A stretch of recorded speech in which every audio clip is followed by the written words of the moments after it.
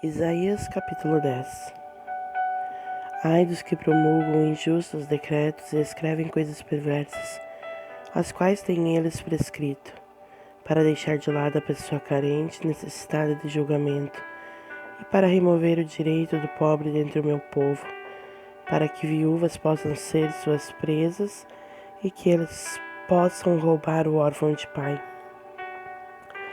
E o que fareis vós no dia da visitação e na desolação que virá de longe? Para quem fugireis vós para obter ajuda? E aonde vós deixareis vossa glória? Sem mim, eles se curvarão debaixo dos prisioneiros e cairão em uma condição abaixo dos assassinados. Apesar disto tudo, a ira dele não está desviada, porém a sua mão está estendida imóvel. Ó assírios, a vara da minha ira e o bastão que está nas mãos deles é a minha indignação. Eu os enviarei contra uma nação hipócrita e contra o povo da minha cólera. Darei a esses uma ordem de cobrança para pegarem o despojo, para pegarem a presa e para os pisarem com a lama das ruas. Embora ele não considere isto, nem seu coração pense tal coisa, porém está no coração dele destruir e cortar nações, não umas poucas, porque ele diz: não são meus príncipes no geral reis? Não é Calno como Carquemes? Não é Ramate como Arpade? Não é Samaria como Damasco?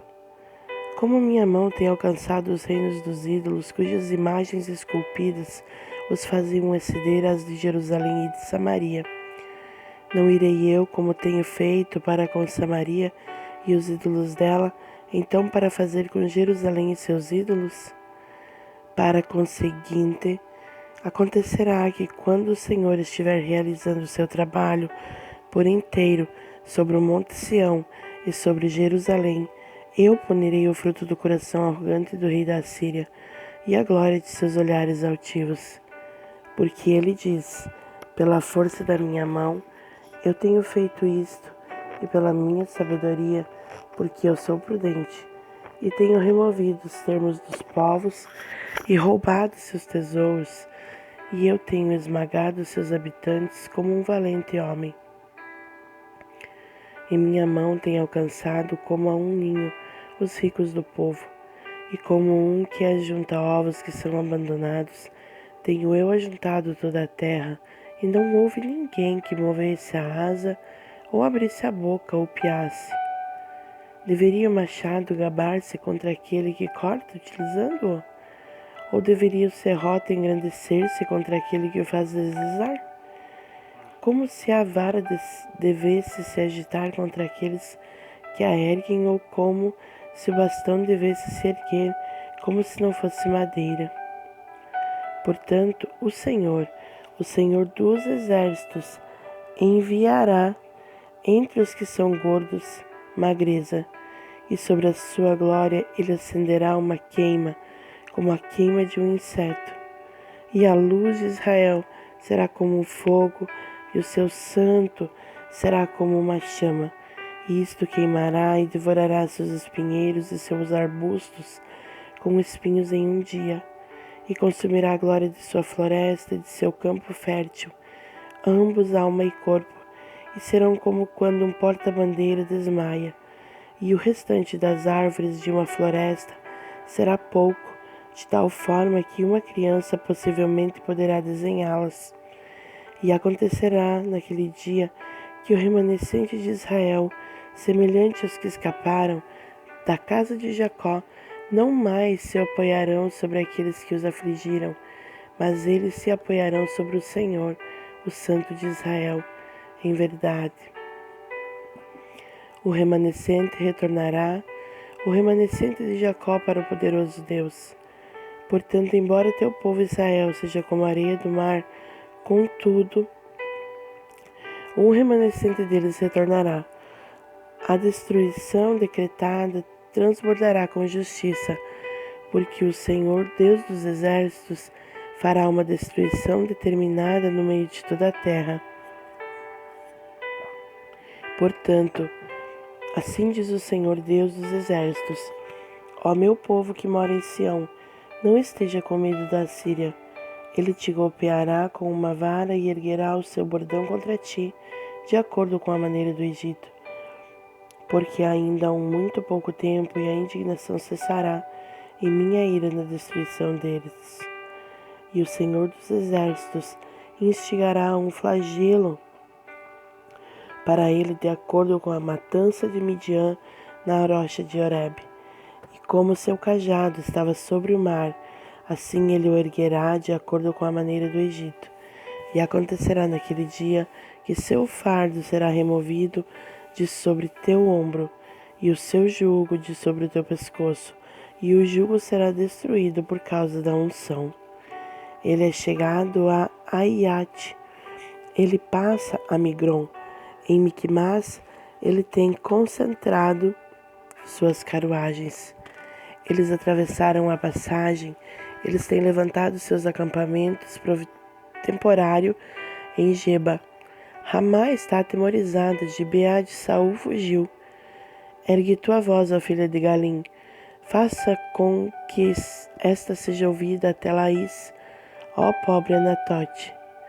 Madmena escapou, os habitantes de Gebim ajuntam-se para fugir, porque ele ainda permanecerá em Nob naquele dia. Ele sacudirá sua mão contra o monte da filha de Sião, a colina de Jerusalém. Eis que o Senhor dos exércitos, podará o galho com terror, e os grandes em estatura serão postos abaixo, e a soberba será humilhada. E ele porá abaixo as matas da floresta com ferro, e o Líbano cairá por intermédio de um poderoso. Capítulo 11. E sairá um ramo do tronco de Jessé, e um renovo se brotará das raízes dele, e o Espírito do Senhor repousará sobre ele, o Espírito de sabedoria e entendimento, o Espírito de conselho e poder, o Espírito de conhecimento e de temor do Senhor, e o fará de rápido entendimento no temor do Senhor, e não julgará de acordo com a visão dos seus olhos, nem reprovará de acordo com o ouvir dos seus ouvidos. Porém, com justiça julgará o pobre e repreenderá com equidade o humilde da terra. Ele golpeará a terra com a vara da sua boca, e com o sopro de seus lábios ele matará o perverso. E justiça será o cinto que envolve seus lombos, e fidelidade o cinturão que cinge sua cintura. O lobo também morará com o cordeiro, e o leopardo se deitará com o cabrito, e o novilho e o leão jovem e a res juntos, e um menino pequeno os conduzirá. E a vaca e o urso alimentar-se-ão, seus filhotes se deitarão juntos, e o leão comerá palha como o boi.